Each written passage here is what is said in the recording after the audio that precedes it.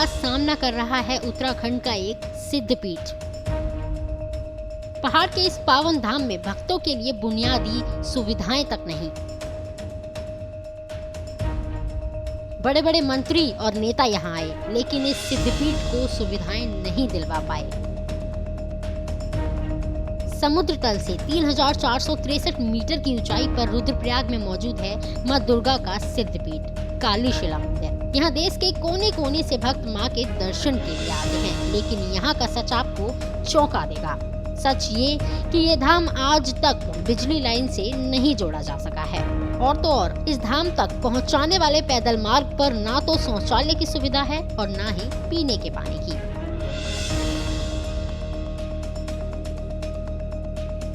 कालीशिला मंदिर तक पहुंचने के लिए 3 पैदल रास्ते हैं, जिन पर चलना बहुत मुश्किल है।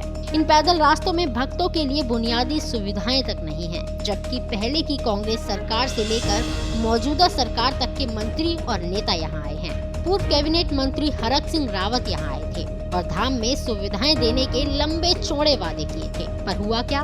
कुछ नहीं। सेंचुरी एरिया की बात कहकर वन विभाग ने कालीशिला में निर्माण कार्य को रोक दिया। तब से आज तक यहाँ कोई काम नहीं हो पाया।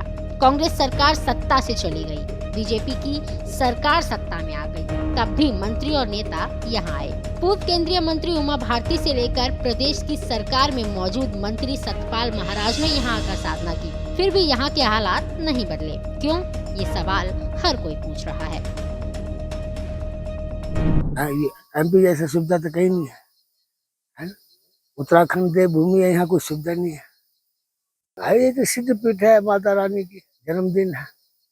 यहाँ तो बड़े दूर दूर से पब्लिक आता, और यहाँ के पब्लिक नहीं देख रहे हैं, नगर देखने देख रहे हैं।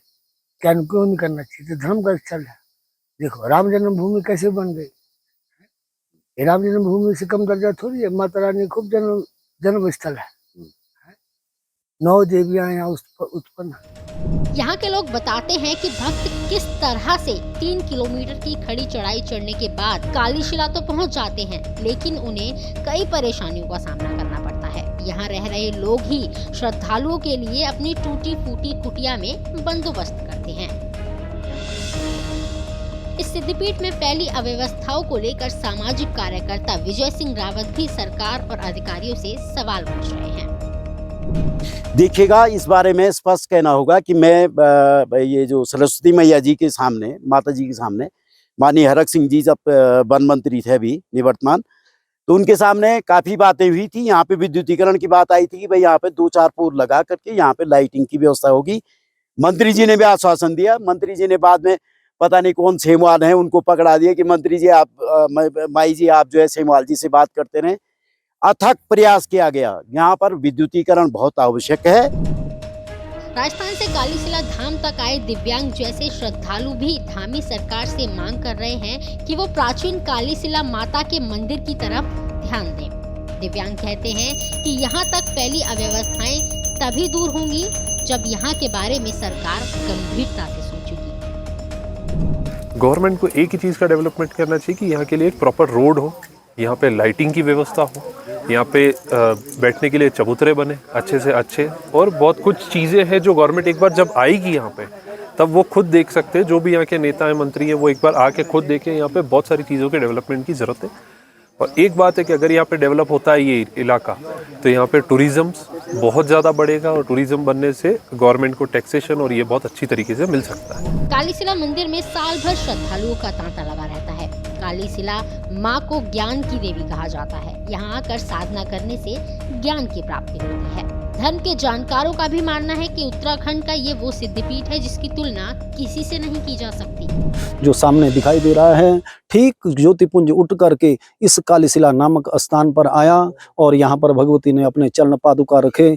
यहीं से भगवती जो है प्रकट हुई थी, और रण में सजने के लिए रणमंडना नाम के स्थान पर, मणनी नाम के स्थान पर गई। वहां पर अपने शेर में सवार होकर के आयुधों को हाथ में रख करके 18 भुजाओं में अनेक प्रकार के आयुध धारण करते हुए भगवती युद्ध के लिए महाप्रयाण किया, और आकर के काली मठ में जाकर के महाकाली का रूप धारण करके और रक्त बीज का बद्ध किया। माँ सरस्वती का रूप धारण करके चंड मुंड का वध किया था, माँ लक्ष्मी का रूप धारण करके महिषासुर इत्यादि दैत्यों का वध किया था। तो महादेव ये भगवती का ये स्थान है, माँ कालीशिला का ये स्थान है जहाँ पर भगवती जो है सबसे पहले प्रकट हुई थी और इसी शिला से भगवती ने देवताओं को आश्वासन दिया था और यहीं से धर्म की रक्षा की थी। स्कंद पुराण के केदार खंड में 62 अध्याय में मां काली के मंदिर का वर्णन है। काली मठ मंदिर से 8 किलोमीटर की खड़ी ऊंचाई पर एक दिव्य शिला है जिसे काली शिला के नाम से जाना जाता है। इस शिला पर आज भी देवी काली के पैरों के निशान मौजूद हैं।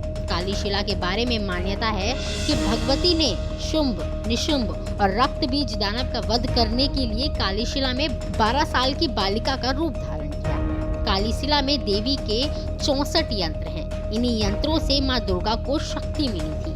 कहा जाता है कि इस जगह पर 64 योगिनी विचरण करती रहती हैं। दैत्यों का वध करने के बाद काली मां इसी जगह पर अंतर्ध्यान हो गई थी। आज भी यहाँ पर रक्त शिला, मातंग शिला और चंद्र शिला स्थित है। काली शिला से बाबा केदारनाथ, मदमहेश्वर, तुंगनाथ के साथ ही चंद्र शिला के भी दर्शन होते हैं।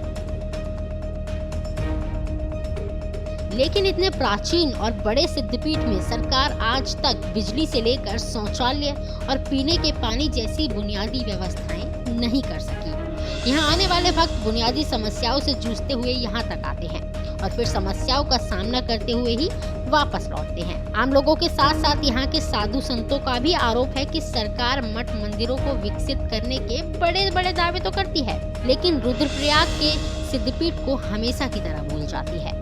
ब्यूरो रिपोर्ट, श्रेष्ठ उत्तराखंड। श्रेष्ठ उत्तराखंड पर खबरों से जुड़े रहने के लिए चैनल को सब्सक्राइब करें, बेल आइकन दबाएं और देखते रहें श्रेष्ठ उत्तराखंड।